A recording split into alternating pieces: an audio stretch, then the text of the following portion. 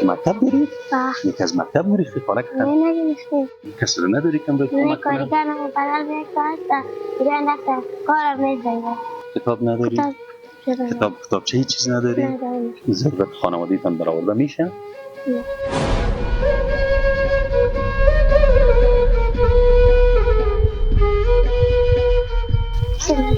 کل چه دیگه من کل شستی باشه.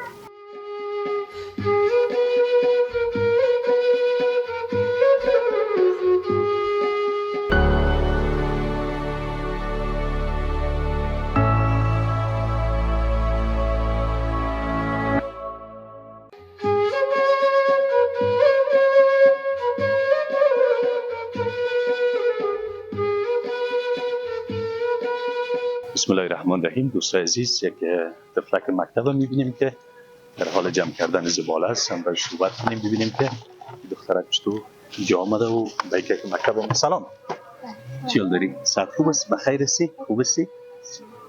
به یک مکتب داری؟ بله. یک از مکتب میریختی خانه که نه نگرفتیم. مثلا اینجا بگم در کار آمده. خب بسیار خوب. نامت چیست؟ نمک مرسل. مرسل جان خوب هستی؟ بخیر هستی؟ صنف چند مکتب هستی؟ 5. صنف 5 مکتب. دی بایکه که چی هست؟ بگویی بوتل جمع میکنم. بوتل جمع میکنی؟ باز چی میکنی بوتل کاره؟ میفروشم. چرا در خانه کسی رو نداری که امروز نه کمک کنه؟ کارگرم بدل به یک ساعت دیگه انداختم کارم نیست دیگه.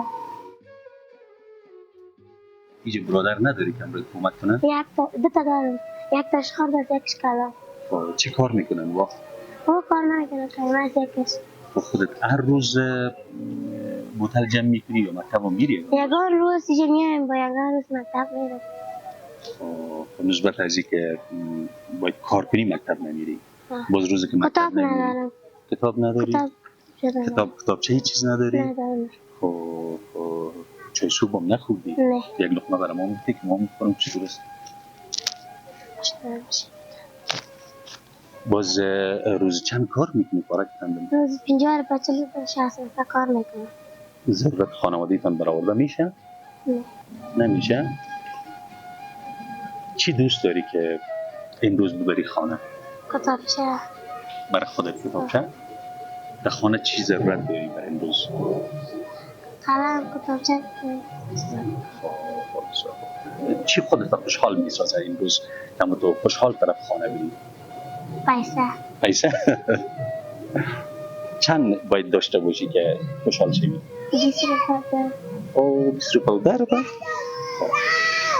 خیمه یک چیز هم باید کمک میکنم که هم کتاب بگیری، هم کتابچه بگیری و هم مشکل خانواده را رفع بسازی. چند است؟ 1000. از یوم ضرورت داری؟ بله. چقدر ضرورت داری؟ 30 روپیه. کل چه دیگه من کل شستی باشه. من تا وعده موقعیتی نمی هستم که مکتب بری و درستان بخوانی. از مادر جانت اجازه بگی که درس مکتب ادامه بدی. بعد از اینکه مکتب رخصت شدی باز بعد از اون که کارک بیادره که اگه کار میکنی کار انجام بدی. درست؟ تشکر فارقم. حال خیلی اگه بری طرف مکتب ما خوشحال میشم به خاطر این صحبت. میری؟ خیلی